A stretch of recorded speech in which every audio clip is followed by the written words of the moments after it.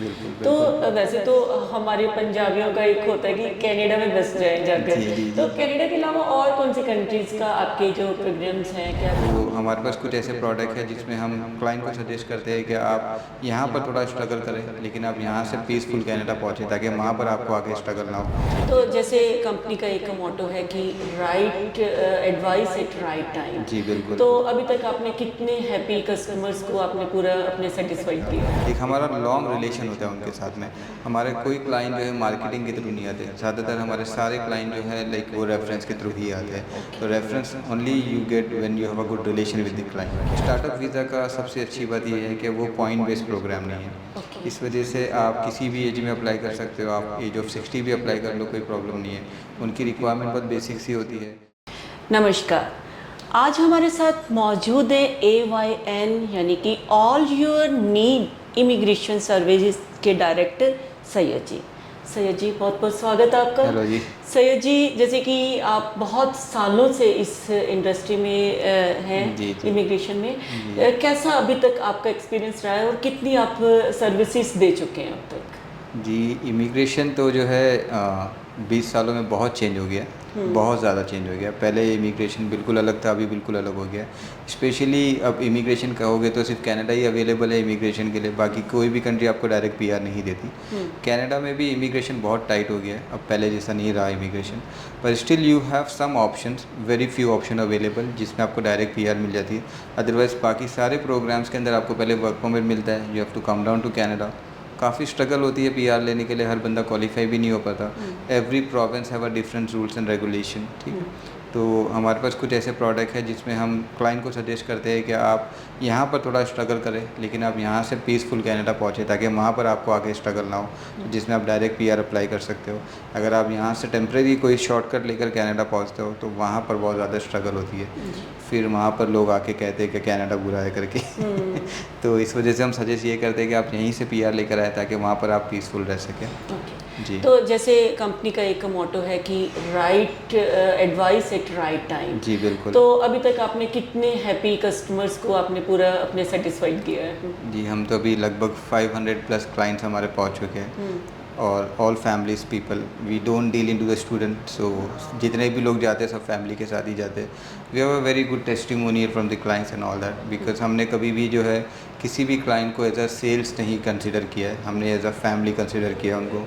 और हर बंदा जो आज से लाइक 15 साल पहले भी किया है, वो सिटीज़न हो गए, उन्होंने अपनी भाइयों बहनों का, उनके पेरेंट्स का, एक हमारा लॉन्ग रिलेशन होता है उनके साथ में। हमारे कोई क्लाइंट जो है मार्केटिंग के थ्रू नहीं आते। ज़्यादातर हमारे सारे क्लाइंट जो है लाइक वो रेफरेंस के थ्रू ही आते हैं। तो reference only you get when you have a good relation with the client. तो हम हमारे क्लाइंट रिलेशन पे ज़्यादा बिलीव रखते हैं। तो जी। इंडिया में लोगों का, स्पेशली पंजाबियों का ना, जो वो एक कह लो ना कि एक ड्रीम होता है कि जी। बाहर सेटल होना। जी, और जी, जैसे आपने पहले ही बताया कि कनाडा में जो है वो पीआर जो है जी। वो इजी हो जाती है। जी। तो क्या वे है वहाँ पे जाने का जो एक वहाँ पर बड़ी अच्छी से लाइफ जो है वो लोग अच्छा, अच्छा। इंजॉय कर पाएँ? देखिए, कनाडा ऐसा है कि अगर आप यंग हो, आपकी एज बिलो 30 है, आपने मास्टर डिग्री की हुई है, आपकी लैंग्वेज बहुत अच्छी है, then you have the skill immigration जिसमें आप पॉइंट बेस्ड इमिग्रेशन ले सकते हो। ओके। ऑफ कोर्स उसके पॉइंट्स अभी काफ़ी हाई है, पर still you have a chance. अगर आपकी लैंग्वेज बहुत अच्छी है, आपकी एज, अगर आप पॉइंट्स रिक्वायरमेंट मीट करते हैं, you can apply for the skill migration which is very very easy. Even some time जो यंग लोग होते हैं उनको तो कंसल्टेंट की भी ज़रूरत नहीं पड़ती है, बिकॉज इट्स कम्प्लीटली ऑनलाइन। तो आप खुद ही पढ़ के अपना कर सकते हो प्रोसेस, कोई बड़ी बड़ी बात नहीं है। लेकिन उसमें बहुत few client get qualify, very very few client get qualify, ठीक है। तो जो दूसरे ऑप्शंस अवेलेबल है वो है स्टार्टअप वीज़ा, जिसमें आपको डायरेक्ट पीआर मिल जाती है। ओके। स्टार्टअप वीज़ा का सबसे अच्छी बात ये है कि वो पॉइंट बेस्ड प्रोग्राम नहीं है। ओके। इस वजह से आप किसी भी एज में अप्लाई कर सकते हो। आप एज ऑफ 60 भी अप्लाई कर लो, कोई प्रॉब्लम नहीं है। उनकी रिक्वायरमेंट बहुत बेसिक सी होती है कि आपके पास मैनेजमेंट लेवल का एक्सपीरियंस होना चाहिए, या तो आप बिज़नेस ओनर हो या किसी कंपनी में आप एज अ मैनेजर काम कर रहे हो। आपके पास बेसिक क्वालिफिकेशन होनी चाहिए। लैंग्वेज में आपको मिनिमम 5 बैंड का रिक्वायरमेंट है। इसमें अच्छी बात ये है कि पूरी फैमिली आपकी एक साथ ट्रैवल करती है कनाडा, पूरी फैमिली को मुझे यहीं से पीआर फैमिली मिलता पीआर है। है ये। फैमिली पीआर है, बिल्कुल। ओके। जिसमें बच्चों की एज जो है they accept up to 22 year, ठीक है। उसके नीचे के बच्चे होने चाहिए आपके, and the entire family get direct PR to Canada. आप जब कनाडा आते हो तो ये ऑफ कोर्स बिजनेस प्रोग्राम है, but you join some like business as a partner. ठीक है, तो स्टार्टअप बिजनेस होता है, लेकिन गवर्नमेंट ने आप पे कोई रिस्ट्रिक्शन नहीं दिया है कि आपने आके यही बिजनेस करना है, बिकॉज डेफिनेटली जब स्टार्टअप होता है तो उसको सेटल होने के लिए काफ़ी वक्त लगता है, आपको जाते ही वो सेकेंड मंथ से अर्निंग नहीं देगा।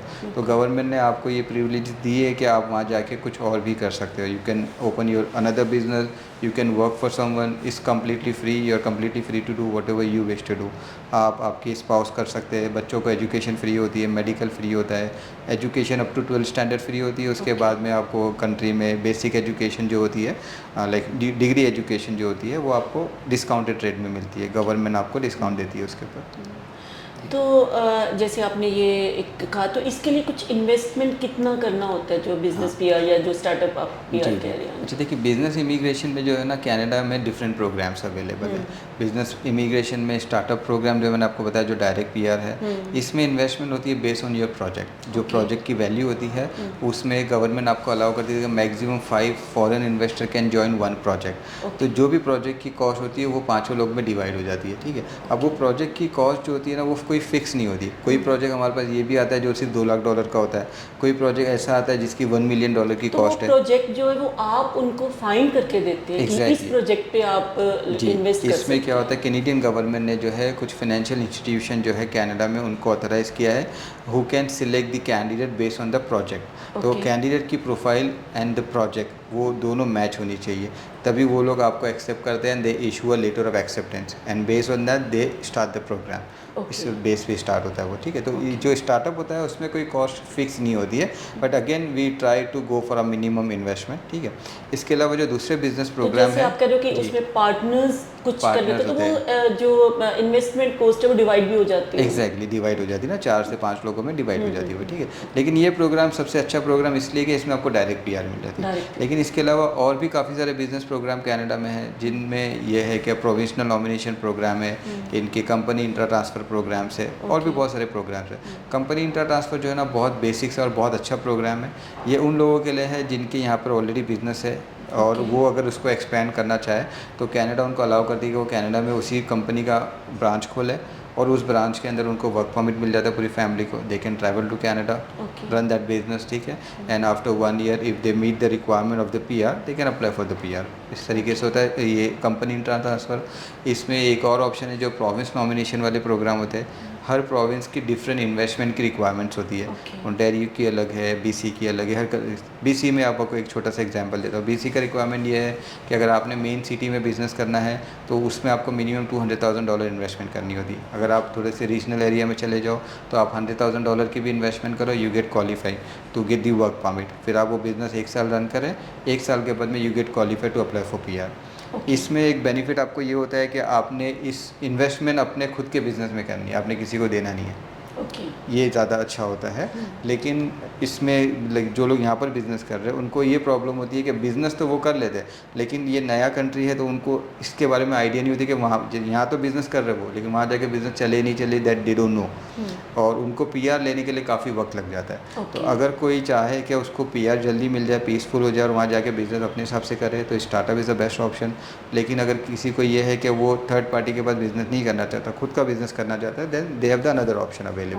This all depends on the client background and what they want. मतलब इसमें ये एक बेनिफिट है कि एक फैमिली पूरी जा सकती है, और वो सारी जो कंट्री की जो फैसिलिटीज़ है वो पूरी फैमिली अवेल कर बिल्कुल बिल्कुल। पीआर में तो ये होगा कि आपको डे 1 से सारी बेनिफिट मिलेगी, और वर्क परमिट में ये है कि आपको डे 1 से सिर्फ बच्चों का एजुकेशन एंड मेडिकल फ्री मिलेगा। उसके अलावा दूसरी चीज़ें आप नहीं कर पाओगे। जैसे अगर आप टेम्प्रेरी वर्क परमिट में जाते हैं तो ये क्लोज वर्क परमिट होता है, तो जो क्लाइंट जो वर्क परमिट लेके जा रहा है जो बिज़नेस का, उसको वही बिज़नेस करना है, they can not do anything else, वो कुछ और नहीं कर सकते। लेकिन अगर आप स्टार्टअप में जाते हो तो आप कम्प्लीटली फ्री हो के वहाँ जाके आप कुछ भी कर सकते हो। जी। तो ये तो आपने एक बिजनेस पीआर या स्टार्टअप प्रोग्राम का बताया, और इसके अलावा क्या क्या है? इसके अलावा हमारे पास कुछ और प्रोग्राम्स है। एक इसमें है रेड सील प्रोग्राम। ये बहुत यूनिक प्रोग्राम है, इसके बारे में आई थिंक ज़्यादातर लोगों को नहीं पता, बिकॉज रेड सील जो है ये सिर्फ कैनेडियन लाइसेंसिंग बॉडी है, जहाँ पे जो इंजीनियर्स और जो टेक्निकल बंदे होते हैं वो जाके इस रेड सील से लाइसेंस लेते हैं। उस लाइसेंस के बेस पे they are allowed to practice in Canada, ठीक है। तो हमारे पास जो है एक इंस्टीट्यूशन है जो आपको हेल्प करती है ये एग्ज़ाम क्लियर कराने के लिए। तो उसमें हम सिर्फ इंजीनियर्स को फोकस करते हैं, इंजीनियर्स और टेक्नीशियन को। तो अगर कोई इंजीनियर और टेक्नीशियन है, अगर वो कनाडा में सेटल होना चाहते हैं तो हम उनको हेल्प करेंगे ये लाइसेंस लेने के लिए। तो वो एक एग्ज़ाम के लिए विजिट वीज़ा पे कनाडा पहले आएंगे, वो एग्ज़ाम क्लियर करेंगे। जैसे उनका एग्ज़ाम क्लियर हो जाता है, दे गेट द लाइसेंस। तो based on that license they are eligible to work for any employer. तो फिर ये उनके लिए बहुत ईजी हो जाता है कि कनाडा में वो आसानी से जॉब, वर्क परमिट मिल जाता है, वर्क परमिट मिल जाता है, and then they have to work for 1 year and then they apply for a PR.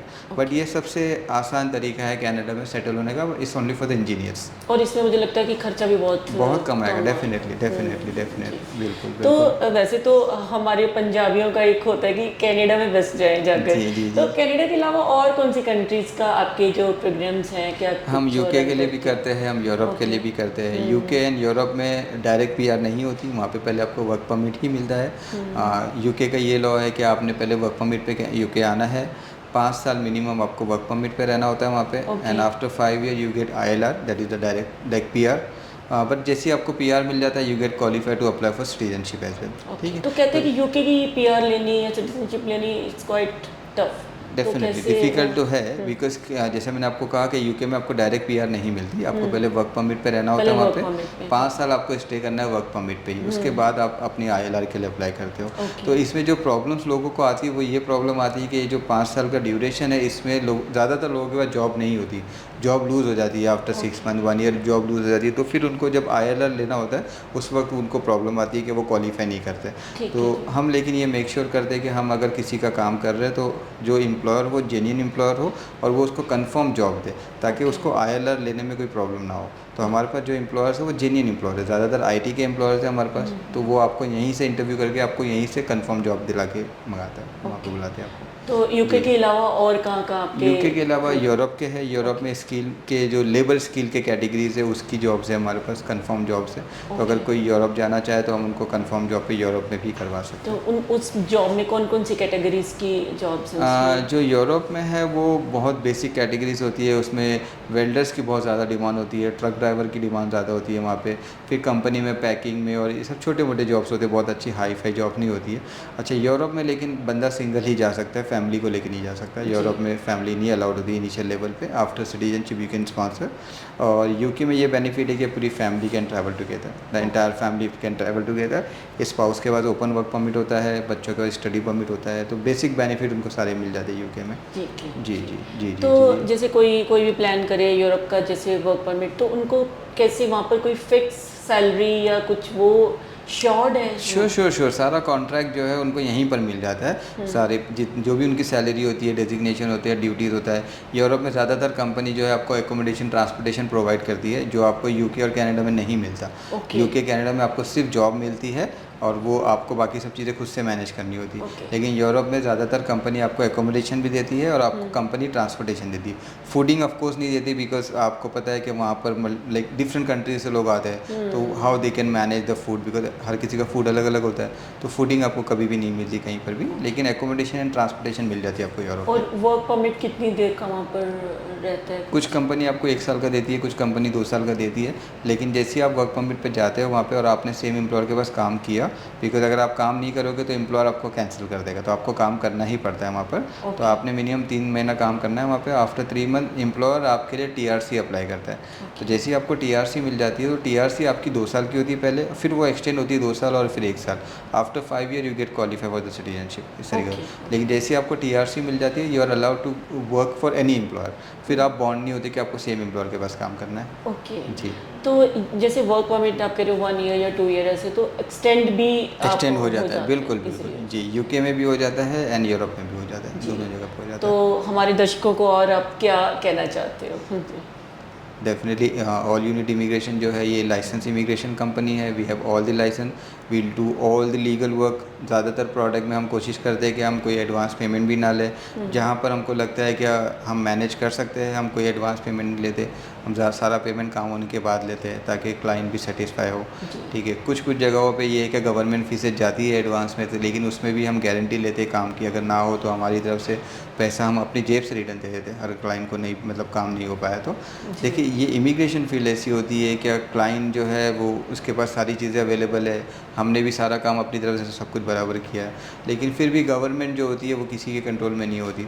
कभी कभी वक्त ख़राब होता है, क्लाइंट का काम नहीं हो पाता फॉर XYZ रीज़न जो भी हो, ठीक है, लेकिन उसमें भी हम क्लाइंट के साथ में हमेशा खड़े होते हैं। हमारा काफ़ी टाइम ऐसा एक्सपीरियंस रहा है कि क्लाइंट जब हम पे ट्रस्ट करता है तो वो जब 100% ट्रस्ट करता है तो उसको पता है कि हमने ट्रांसपेरेंसी रखी है, हमारी तरफ से कोई गलती नहीं है, तो क्लाइंट का अगर वीज़ा रिफ्यूज़ भी होता है हम उनके साथ खड़े रहते हैं, हम फिर से अपील करते हैं, हम दूसरा ऑल्टरनेट वे लेकर आते हैं जिसमें क्लाइंट का काम हो जाता है। हमारा ऐसा भी एक्सपीरियंस रहा जिसमें क्लाइंट सालों साल हमारे साथ में जुड़े रहे और उनका काम हुआ है। ऐसा है जी। सर एक चीज़ और मैं पूछना चाह रही हूँ, जैसे एक RCIC एक रेगुलेटर जैसे है, जी, तो जी, जी। उसका क्या रोल है और ये कंपनी में मतलब क्या ये रजिस्टर्ड है कैसे? डेफिनेटली हमारी कंपनी रजिस्टर्ड है, कनाडा में भी है, UK में भी है, हमारा ब्रांच दुबई में भी है, इवन इंडिया में भी हमारे पास सारे लाइसेंसेस है। तो हम जो भी काम करते हैं वो प्रॉपर लीगल काम करते हैं, हम कोई क्लाइंट से कभी कोई चीज़ झूठ नहीं बोलते, हम हमेशा ट्रांसपेरेंसी रखते हैं। ये जो आप RCIC जब कह रहे हो, ये कैनेडियन रेगुलेटेड बॉडी है जो ऑल कंसल्टेंट को रेगुलेट करती है कनाडा में। तो कैनेडियन इमिग्रेशन जो है वो अलाउ करती है only the legal consultant to represent the application to the immigration. ऐसा है, कोई प्राइवेट एजेंट वहाँ पे केस रिप्रेजेंट नहीं कर सकता। तो जो भी केस हम प्रोसेस करते हैं वो प्रॉपर लॉयर के थ्रू ही होता है। जो भी आपको बिजनेस वाली कैटेगरी भी आपको बताइए, वो सारी 100% लीगल कैटेगरी है। एवरी सिंगल डॉलर जो है उसके अंदर कनाडा के ट्रस्ट अकाउंट में जाता है।